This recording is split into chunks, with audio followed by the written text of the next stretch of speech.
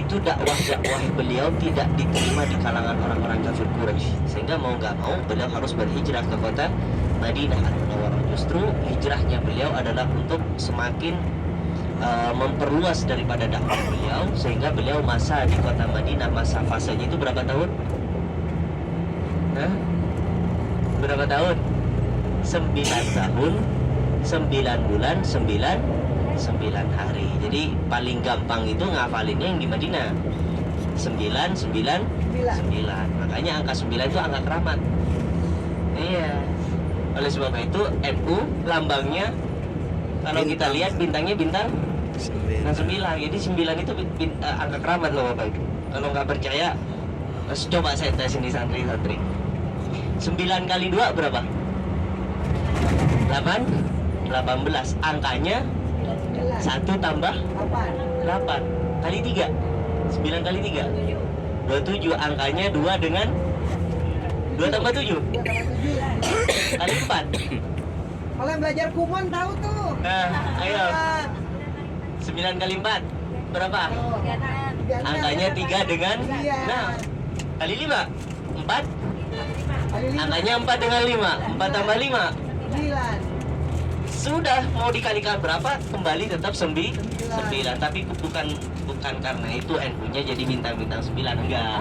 Itu kalau kata orang Jawa kota adik kato. Makanya bintang 9 itu adalah bintang keramat. Kalau TNI Polri itu paling tinggi bintangnya bintang 4, ya kan? Nah, jadi kalau bagaimana TNI Polri ingin mendapatkan bintang 9, itu ada caranya. Jenderal TNI Polri bintang 4 nginep di hotel bintang 5, harus bintangnya 9. Kalau Pak Kiai Zainal Muttaqin gimana caranya pengen dapat bintang 9? Gampang Pak Kiai. Ya, Pak Kiai Zainal Muttaqin nginep di hotel bintang 5, bawa bunyai 4. Nah, itu. Ajak berantem nih Ustaz. Mama. Oh iya. Itu bukan bintang 5. Udah Mas. Perang bintang. Oh iya. Bocor, bukan bintang. Itu perang bintang namanya. Waduh, perang bintang. Di blacklist nanti saya Bu Ninik. Aman Bu Ninik. Besok nggak dipakai lagi. Besok nggak dipakai lagi. Udah jangan pakai jamar lagi mutawifnya gitu. Waduh. Mana asik. Sajenal malah mesem-mesem kok. Baru aja sekarang yang Untung doanya nggak di Masjidil Haram tadi. Rambut aja nggak ada istrinya. Nggak ada dengar. Kena ini, ya. Jadi sebenarnya difahami sebagai ayat yang terakhir Kayak gundukan batu gitu aja, daripada ayat-ayat konstitusi atau coba sebutkan ada berapa ayat konstitusi dalam Al-Quran? Kurang lebih ada 500 ayat. Nah, yang betul-betul terakhir turun ayat itu menjelang Rasulullah wafat di hari zaman bulan dulu itu kelahiran beliau itu adalah kerja. Idza ja'a nasrullahi wal fath wa ra'aitan nas, itu turunnya nanti pas di perang Khaybar. Idza ja'a nasrullahi wal fath wa ra'aitan nas yadkhuluna fi dinillahi afwaja. Nah, kau lihat Muhammad, orang-orang semuanya berbondong-bondong ya memasuki din afwaja, memasuki agama dengan mereka itu menerima dengan segala apa yang telah mereka lakukan dan mereka menyesali. Idza nasrullahi wal fath wa ra'aitan nas yadkhuluna fi dinillahi afwaja fasabbih bihamdi rabbika wastaghfir. Jadi disitulah yang disebut dengan Fathu Mekkah, penaklukan kota Mekkah oleh Rasulullah Sallallahu Alaihi Wasallam. Nah, peristiwa itu terjadi ketika 3 tahun setelah kejadian daripada peristiwa Hudaybiyah, agar dari perintah daripada Allah Subhanahu wa Ta'ala. Yang kemudian Hindun yang memiliki dendam kepada Rasulullah dan ikut Hamzah bin Abdul Muttalib, beliau benar-benar menyesali daripada keputusannya. Abu Sufyan yang pada waktu itu juga sangat membenci daripada Rasulullah bersama para sahabat, semuanya berbondong-bondong memasuki agama ini. Al-yawma akmaltu lakum dinakum wa atmamtu 'alaikum ni'mati wa raditu lakumul Islam. Nah, Arafah itu Bapak Ibu yang Allah muliakan disebut Arafah. Arafah itu artinya mengetahui. Nah, diambil dari mana kisahnya itu ya? Ada yang sebagian mengatakan adalah kisahnya Nabi Adam dan Benteng Siti atau- Hawa bertemunya di sana. Menurut riwayatnya dari Imam As-Sayuti itu beliau memiliki buku namanya Oh, Fikih Soti Ayat Adam itu. Abul Bashar. nahan air. Itu ketika Allah turunkan dari surga Ya, Bib. menuju ke bumi diturunkan Jadi secara benteng. terpisah. Diturunkan Nabi Adam Turap di kalau Kepra, dari Indonesia. India, gunung sana. Kemudian Khadijah, Hawa itu diturunkan di kota Mekah. Kurang lebih jaraknya itu terpisah, mereka dipisah kurang lebih 400 tahun. Nah, kemudian Allah perintahkan Nabi Adam haji ya ke kota Mekah. Jadi kalau ditanya siapa orang pertama kali haji, maka jawabannya adalah Nabi Adam.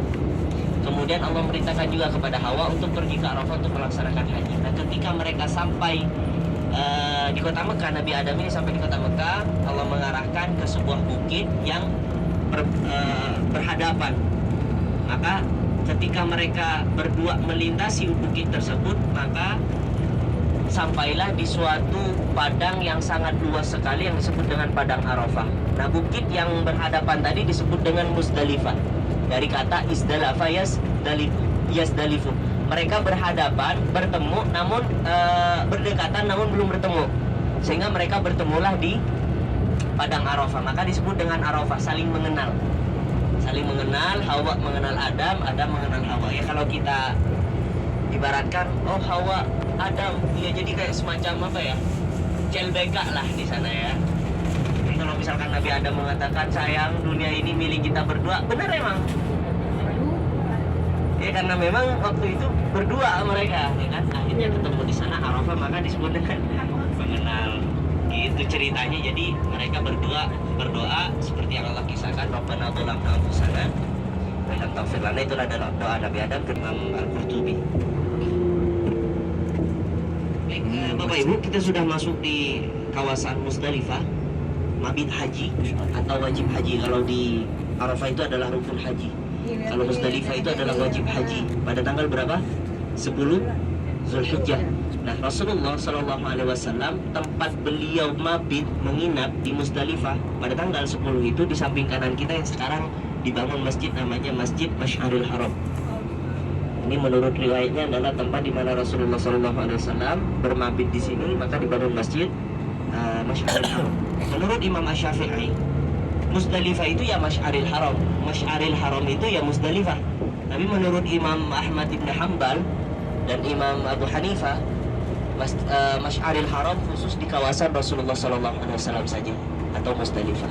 Nah, di sini para jamaah haji ketika sudah bertolak dari Arafah pada tanggal 10 Zulhijjah terbenamnya matahari, maka mereka langsung berduyun-duyun menuju ke Musdalifah ini untuk apa? Mabit ritualnya. Kemudian memilih 21 kerikil batu ya, kita lihat samping kanan kita ini dipersiapkan Bapak Ibu, memang khusus ya di bawah itu, di kanan kiri kita. Jadi itu dipersiapkan untuk nanti dipilih oleh para jamaah haji ya, sebanyak 21 butir yang nanti akan dilontarkan di Jamarat. Ada Jumratul Aqabah, Ula dan Wusta di Mina pada tanggal 11 Zulhijjahnya menjelang waktu zuhar. Dan jamaah haji itu mabit sampai kurang lebih jam 2 malam. Jam 2 malam baru mereka bertolak menuju ke Mina. Dan ketika sampai di Mina, mereka istirahat terlebih dahulu ya. Kemudian nanti sebelum terbit pas terbitnya matahari langsung menuju ke Jamarat untuk melemparkan jumroh 3 kali masing-masing 7 lemparan itu ya. Jumratul Aqabah, Ula dan Wusta, baru kemudian mereka tahallul. Bagi nafar awal, ada nafar tsani. Jadi kalau misalkan untuk manasik haji ini panjang lebar, karena tidak seperti umroh. Kalau umroh kan cuman rukunnya ya ihram, kemudian tawaf, sa'i, tahallul, udah. Kalau jamaah haji ini bisa berhari-hari ritual ibadahnya, belum wukufnya, belum mabitnya, belum lempar jumrahnya, belum nanti menginap lagi di Mina. Jadi banyak sekali untuk jadi persingkat saja Bapak Ibu. Nah, di Musdalifah ini hukumnya wajib. Boleh ditinggal apabila terkendala dengan uzur syara, sakit misalkan. Hajinya tetap sah dengan cara dia mencari pengganti yang amanah, kemudian dia menyembelih kambing selama di tanah haram. Artinya disebut dengan jam. Boleh ditinggalkan. Begitupun juga dengan ini. Nah, yang tidak boleh ditinggalkan cuma satu, yaitu adalah rukun yang disebut dengan wukuf. Makanya tidak ada toleransi sama sekali kecuali memang sudah meninggal. Dan itu pun wajib tahun kebelakangnya, depannya itu harus diganti. Kemudian antara Musdalifah dengan Mina, Bapak Ibu, kalau kita lihat di sana, ini ada gunung berhadapan, di dalamnya itu ada lembah sebelah kiri kita, ini yang disebut dengan Wadi Muhassir. Wadi Muhassir itu adalah lembah terkutuk ya.